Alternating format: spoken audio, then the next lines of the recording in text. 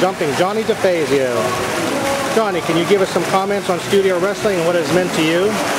Well, it was, at that time, it was probably the #1 TV program at the time, and it meant a lot. I mean, there's a lot of old memories when you talk about it. We're here today, you go back to them days. Really, had a good time. Who was your toughest opponent that you worked during those years? It's hard to say, but guys like George the Animal Steel, Iron Sheik, Killer Kowalski way back, a lot of good ones. You worked with a lot of local opponents over the years. Was there a favorite guy that you liked working on a regular basis when you went to all the high schools and things like that?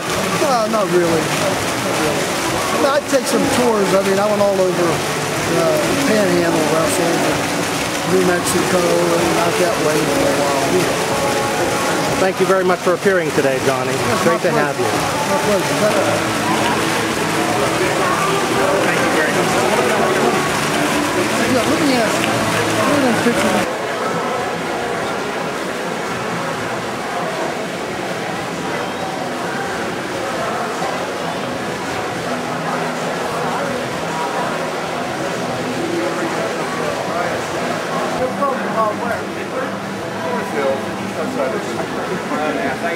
I looked at what I do with my dead body and Robert I got that, made a loop, tied it together, and then I'd hang around a floor and I would exercise my arm. Oh shit, I can use my arm. Richard Simmons comes out with a lot of me, he made a fortune. I can't see. My wife always says, oh yeah. Well, what I'm saying is, I invented that. This time we're going to talk to the infamous Frank Durso. Frank, what are some of your memories of Studio Wrestling?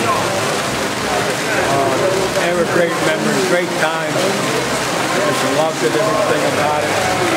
I had some good matches on there, some bad matches. Was there ever an opponent that you felt was the toughest one you faced, or someone you didn't like to face? No, not really. One of the toughest was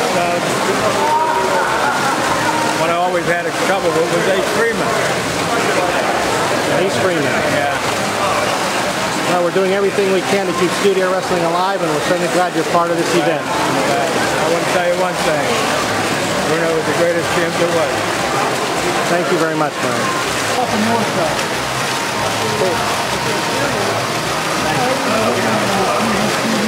Now we're talking to the infamous Baron Mikhail Cicluna. Baron, can you tell us what Studio Wrestling has meant to your career? Studio Wrestling meant to me everything. I wrestled the best in the world. I wrestled Bruno Sammartino and Ricky Panucci. I wrestled all kinds of guys. They were tough. They were tough to beat. Baron, you traveled all over the world for a lot of promotions. It seems like Studio Wrestling was your niche more than anything over the years. You spent a lot of time in the Pittsburgh area, and you make your home here. Yes, I do, Joe. I've been living here now for about 18 years. We lived all over the world, all over the country, plus in Europe. Baron, we thank you very much for attending this event. We're doing everything we can to keep the Studio Wrestling alive. Good, Joe. Thank you. I appreciate it, Joe.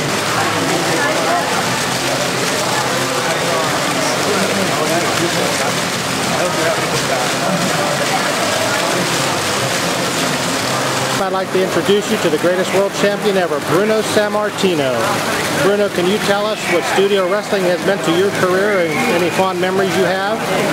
Well, I started with Studio Wrestling. Being a Pittsburgher, my debut was at Studio Wrestling, and I got my start there. It was home. For me, it was very exciting because I got to begin my career in front of my fellow Pittsburghers.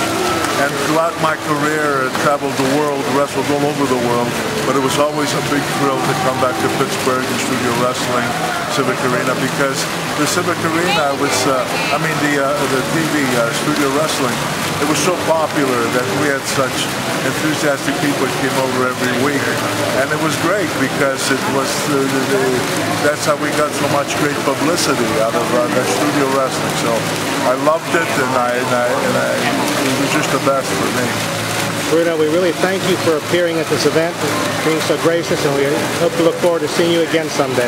Well, thank you. I'm happy to be here. Met so many wonderful folks here with great memories from the yesteryear and what have you. So it's been my thrill to be here today. Thank you.